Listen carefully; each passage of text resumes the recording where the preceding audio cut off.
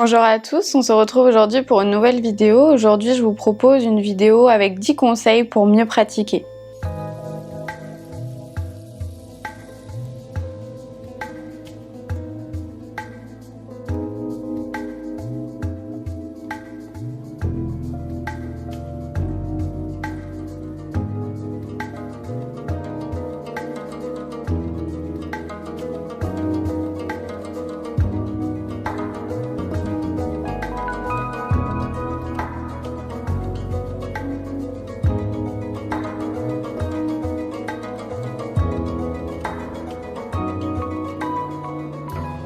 Les 10 conseils pour mieux pratiquer. Mon premier conseil, ce serait de bien choisir son cours. On revient encore aux précédentes vidéos que j'ai pu vous faire. Si vous n'avez pas eu le temps de les voir, je vous mettrai ici dans le petit i. Vous pourrez aller voir. Donc, pour moi, bien choisir son cours, c'est essentiel. Et dans bien choisir son cours, il y a choisir son type de pratique. Donc si vous avez des questions, n'hésitez pas à aller voir ma vidéo sur les différentes sortes de yoga. Et également bien choisir son professeur. Vous allez passer du temps avec cette personne. C'est cette personne-là qui va vous amener à un certain bien-être, à vous reconnecter à vous-même, à votre corps, à votre respiration. Donc pour moi, il est essentiel de bien choisir son type de pratique, mais également son professeur pour pratiquer de façon optimale. On passe ensuite à mon deuxième conseil. Donc mon deuxième conseil, c'est de prendre le temps de vous écouter. Si un jour vous vous sentez pas bien, n'y allez pas forcément. Sentez-vous libre de choisir ce qui est bon pour vous. Ne vous forcez pas. Je vous ai dit dans une précédente vidéo de vous instaurer une routine. Cette routine vaut pour tous les jours, mais si un jour vous vous sentez pas bien, vous vous sentez fatigué musculairement, que c'est un cours qui est dynamique, ne vous forcez pas à y aller. Si vous sentez que votre corps ne va pas suivre, que vous n'allez pas pouvoir vous mettre dans de bonnes conditions pour pratiquer, ça sert à rien de forcer non plus les choses. Il est important de suivre votre routine, mais il n'est pas non plus nécessaire de vous forcer quand vous vous sentez pas bien, quand vous êtes malade. Il faut prendre le temps d'écouter votre corps, de vous écouter vous-même. Également, je vous ai parlé dans une de mes vidéos que certains studios de yoga, alors peut-être pas association, je travaille dans une association, donc moi ça se passe pas comme ça dans mon association, mais dans certains studios de yoga, donc comme je vous ai dit, vous choisissez votre cours entre guillemets à la carte. Vous avez une carte de par exemple 10 cours, ça vous fait tant d'euros, et ensuite vous choisissez quel cours vous voulez aller. Si un jour vous êtes très dynamique, allez dans un cours plutôt de Vinyasa, d'Ashtanga qui sont des yogas dynamiques. Si un jour vous êtes fatigué ou vous vous sentez pas bien, ou vous avez besoin quand même de pratiquer pour vous régénérer, allez faire un cours de Yin Yoga, de Nidra Yoga. Voilà, ce sont des cours qui vont vous aider à vous sentir mieux, tout en douceur, et vous serez content, vous aurez fait du yoga. Donc voilà, il est vraiment essentiel d'écouter votre corps. Quand vous êtes dynamique, allez faire un cours de dynamique ou allez faire un autre sport qui vous convient également, aller courir si vous avez envie. Et si vous vous sentez pas très bien, que vous sentez que vous avez très peu d'énergie, que vous n'avez pas non plus envie d'utiliser toute votre énergie de la journée, allez plutôt faire un cours qui est beaucoup plus calme, qui est beaucoup plus reposant et qui vous permettra de vous régénérer. Ensuite, on passe à mon troisième conseil, c'est d'accepter là où on peut aller. C'est-à-dire qu'aujourd'hui, vous allez pouvoir descendre et poser les mains au sol, sans problème, les jambes tendues. C'est très bien. Et par exemple, demain, vous allez faire exactement la même chose et cette fois-ci, vous arriverez à toucher seulement le bout des doigts ou même pas toucher les mains au sol. C'est pas grave, acceptez d'aller là où vous pouvez aller, ça dépend de beaucoup de choses. Alors comme j'ai pu vous l'écrire dans un post Instagram sur la lune influe beaucoup sur notre comportement, sur nos humeurs, sur notre façon de se sentir physiquement, sur notre physique en lui-même. Donc c'est-à-dire que suivant la lune, suivant les marées, suivant plein de critères, s'il fait beau, s'il fait pas beau, s'il fait chaud, s'il fait froid, vous arriverez plus facilement à vous mettre dans une posture. Il y a une posture qui va être confortable un jour et qui sera inconfortable le lendemain.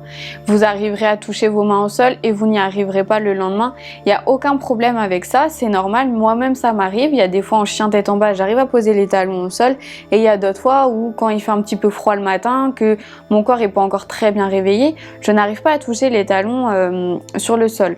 Donc ce n'est absolument pas grave, voilà, c'est votre corps qui vit, il est vivant, donc c'est normal que tous les jours ce ne soit pas pareil. Donc vraiment accepter ces choses-là, accepter de ne pas pouvoir faire exactement la même chose que la veille, que le lendemain, etc. Et vraiment accepter ça. Ne vous focalisez pas là-dessus en vous disant « Ah, je suis nulle aujourd'hui, j'y arrive pas alors que hier j'y arrivais ». C'est tout à fait normal, c'est tout à fait humain et vraiment le meilleur conseil que j'ai pour vous, c'est accepter d'aller là où vous pouvez aller aujourd'hui. Ne forcez jamais en yoga. Ça ne sert à rien de forcer, c'est pas en forçant que vous trouverez le bien-être. C'est justement à l'écoute de votre corps, c'est de savoir là où vous devez vous arrêter aujourd'hui pour vous sentir bien. Le troisième conseil que je peux vous donner, c'est surtout un conseil pour ceux qui pratiquent chez eux ou alors en extérieur ou dans une salle où on est un peu seul, ou même quand on choisit un studio de yoga, si on se sent pas à l'aise du tout dans la salle, c'est pas la peine. Si vous sentez pas bien la première fois ou alors les fois suivantes, c'est pas la peine de continuer et d'essayer d'insister. Arrivé un moment, votre corps sait ce qu'il a besoin, votre tête et votre esprit savent ce qui leur fait du bien, ce qui leur procure du bien-être. Donc ne forcez pas, sachez vous écouter, comme je vous l'ai dit, sachez accepter là où vous êtes bien. Donc ce conseil, c'est de trouver un endroit pour pratiquer qui est agréable pour vous, qui vous convient.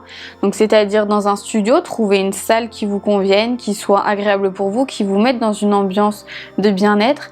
Si c'est chez vous ou dans un autre endroit, trouvez un endroit chez vous ou ailleurs où vous vous sentez bien. Un endroit qui vous procure de la joie, du bonheur, où vous vous sentez à l'aise. Pas un endroit où vous vous sentez étouffé, où vous vous sentez pas très bien, ou un endroit qui peut être froid, voilà. Vraiment, trouvez un endroit qui vous plaît. Et ce sera essentiel pour que vous vous sentiez bien sur votre tapis, parce que sur votre tapis, vous pourrez être assis en tailleur, poser les mains sur les genoux et vous allez pouvoir contempler tout ce qu'il y a autour de vous. Si vous vous sentez pas bien dans cet environnement, vous serez pas très à l'aise pour la pratique. Donc vraiment installez-vous confortablement dans un endroit qui vous plaît.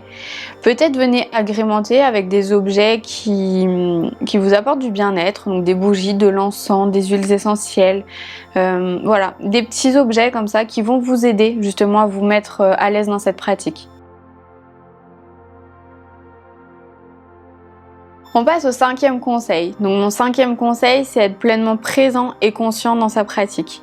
Vraiment, c'est la chose essentielle. Si vous n'êtes pas du tout dedans, si votre esprit vagabonde complètement ailleurs durant la pratique, vous n'allez pas profiter des bienfaits de la séance et vous n'allez pas ressentir ce bien-être par la suite au fil de la journée ou au fil de la soirée qui suit votre séance. Donc vraiment, installez-vous sur votre tapis, prenez quelques respirations et venez essayer de prendre conscience, de venir pratiquer en conscience et en présence. C'est vraiment très important. Concentrez-vous à chaque posture sur vos appuis, sur vos pieds, sur vos mains. Comment est placé votre pied, comment est placée votre jambe, comment est plié votre genou, comment est tendu votre bras, comment sont le bout des doigts. Souvent, je vous répète, on est dynamique jusqu'au bout des doigts parce que le yoga se pratique jusqu'au bout des doigts. Vous avez besoin de vos doigts, vous avez besoin de vos pieds, vous avez besoin de tout votre corps, de votre esprit également. Donc vraiment, restez bien présent et conscient dans votre pratique. C'est essentiel et vous verrez, les résultats arriveront beaucoup plus vite si vous pratiquez en conscience et en présence.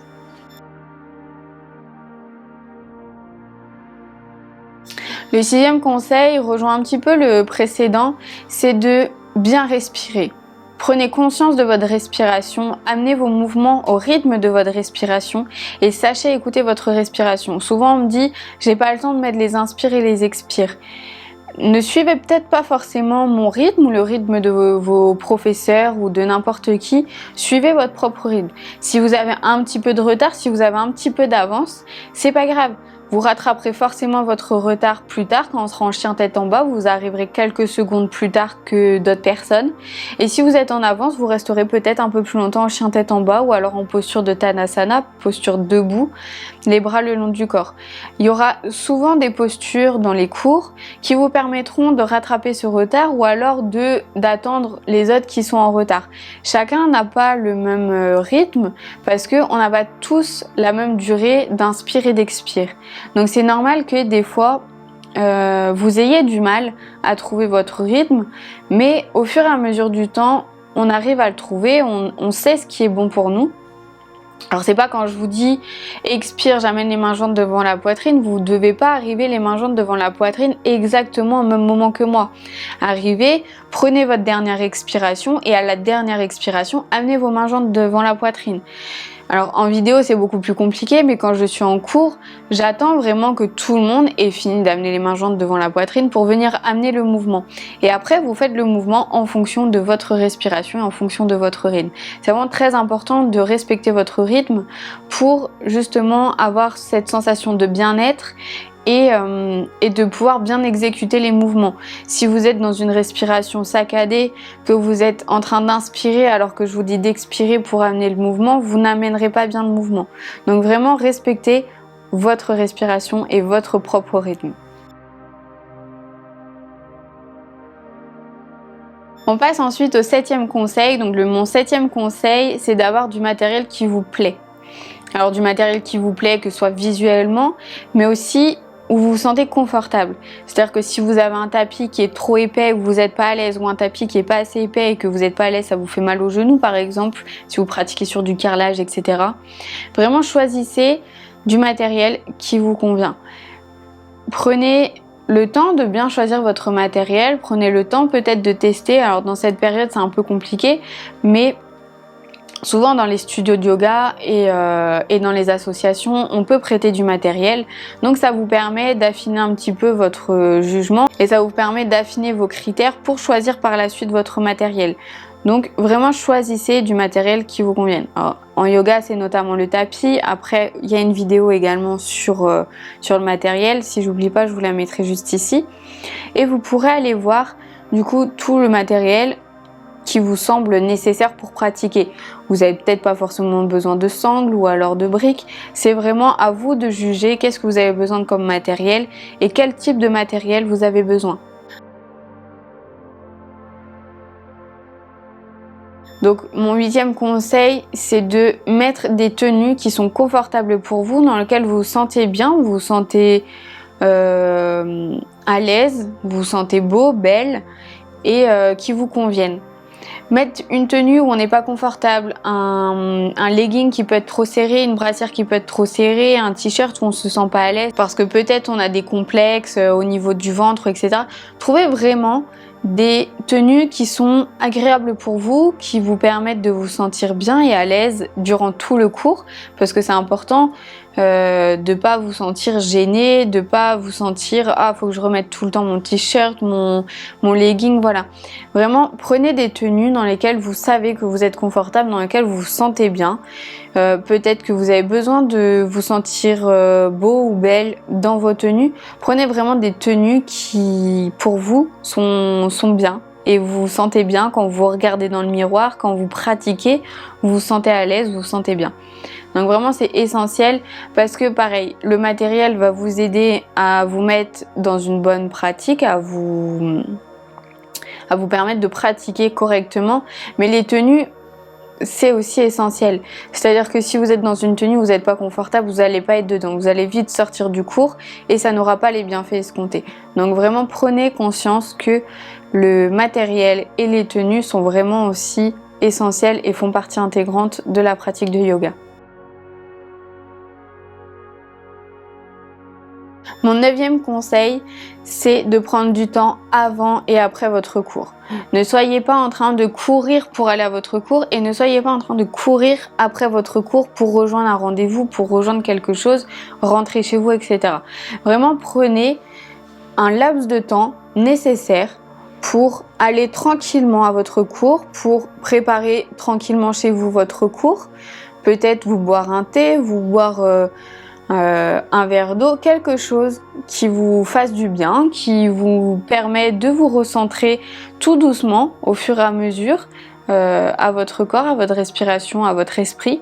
Et après votre cours, ne prenez pas des rendez-vous tout de suite après ou ne programmez pas quelque chose tout de suite après, parce que vous allez être speed et vous allez pas bénéficier des bienfaits escomptés du cours. Alors vous allez en bénéficier bien évidemment, mais pas sur réellement du long terme. C'est-à-dire que si à la sortie du cours vous êtes déjà en train de courir, vous aurez plus ce calme qui s'est instauré en vous, il va vite disparaître. Alors que si vous prenez peut-être 5-10 minutes, même 15 minutes ou plus si vous avez besoin, c'est à vous d'en juger, vous vous sentirez plus calme tout de suite après. Parce que vous aurez eu le temps d'aller marcher à votre prochain rendez-vous, vous aurez eu le temps de ranger tranquillement vos affaires, vous aurez vraiment ce temps-là pour garder les bienfaits escomptés du cours de yoga et après vous sentir mieux et être prêt à affronter tout ce que vous devez faire derrière. Et enfin, le 10e conseil que je peux vous donner, c'est de ne pas juger, ne pas vous juger, ne pas juger les autres et ne pas faire attention au regard des autres. Vraiment, c'est important. En yoga, je trouve, et c'est ça que j'aime bien dans cette pratique, c'est que quand on se rend à un cours collectif, par exemple, les personnes ne sont pas là pour regarder ce que vous faites. Ils s'en fichent un petit peu, ils restent concentrés sur eux parce que justement le yoga est fait pour se recentrer sur son corps, sur sa respiration, sur son esprit, sur soi-même. Donc n'allez pas regarder ce que fait le voisin, la voisine si vous êtes dans un cours collectif. Et si vous pratiquez chez vous, ne vous jugez pas. Ne vous dites pas « Ah, aujourd'hui je suis nulle, machin ». Non. Restez concentré, restez bien dynamique, restez bien concentré. Prenez le temps de bien respirer, recentrez-vous sur vous-même et vous verrez que votre cours se passera très bien.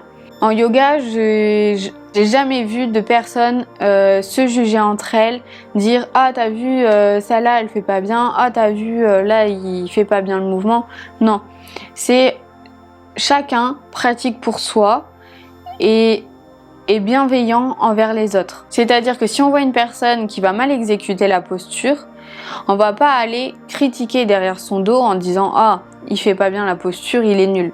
Non, on va aller le voir, lui donner peut-être des conseils si nous on est capable de donner des conseils et on va dire peut-être que si tu places ta main plus comme ceci ou ton pied plus comme cela, tu y arriveras peut-être mieux ou plus facilement et peut-être que tu te feras moins mal, etc. Donc c'est vraiment de la bienveillance envers vous-même, envers les autres et restez vraiment conscient de ça, qu'il ne faut pas vous juger, ne pas juger les autres et vraiment rester concentré sur vous, rester recentré sur vous. Voilà, j'espère que cette vidéo vous a plu, qu'elle a pu vous aider et que vous pourrez mettre en pratique certains de mes conseils si ça peut vous aider. Et je vous dis à demain pour une prochaine vidéo. Namasté!